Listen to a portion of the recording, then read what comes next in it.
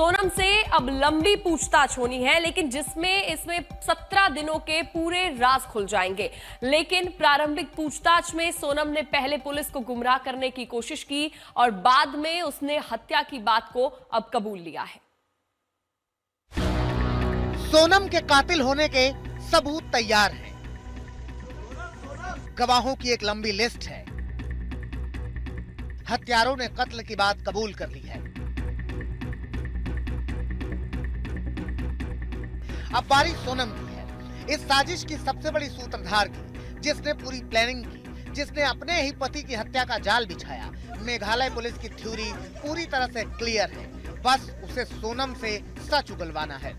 Police ने सोनम को CCTV footage दिखाए, जो कि राजा की हत्या के बाद का था। इस सीसीटीवी फुटेज में सोनम तीनों कातिलों के साथ नजर आ रही थी, जो कि वारदात से 10 किलोमीटर दूर का था। सीसीटीवी देखकर सोनम चौंक गई, फिर भी गुमराह करने की कोशिश कर रही थी, जिसके बाद पुलिस ने सोनम को दूसरा सबूत दिखाया।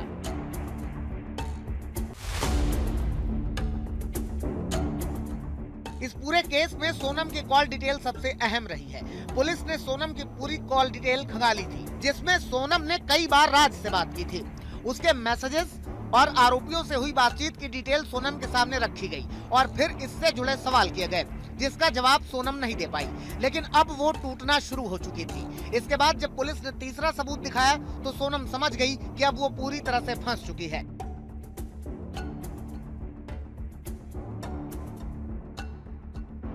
इस हत्याकांड का सबसे अहम सुराग सुपारी किलर की शर्ट, जिसमें राजा के खून के दाग थे, जिसे हत्या के बाद कुछ दूरी पर छोड़ दिया गया था। जिसके बाद सोनम ने उसे अपना रेनकोट दे दिया था और पुलिस को गुमराह करने के लिए ये रेनकोट दूसरी जगह फेंक दिया गया था। ऐसे में इस सबूत के साथ कि सोनम ने वो कबूल कर लिया जिसका इंतजार सबको था।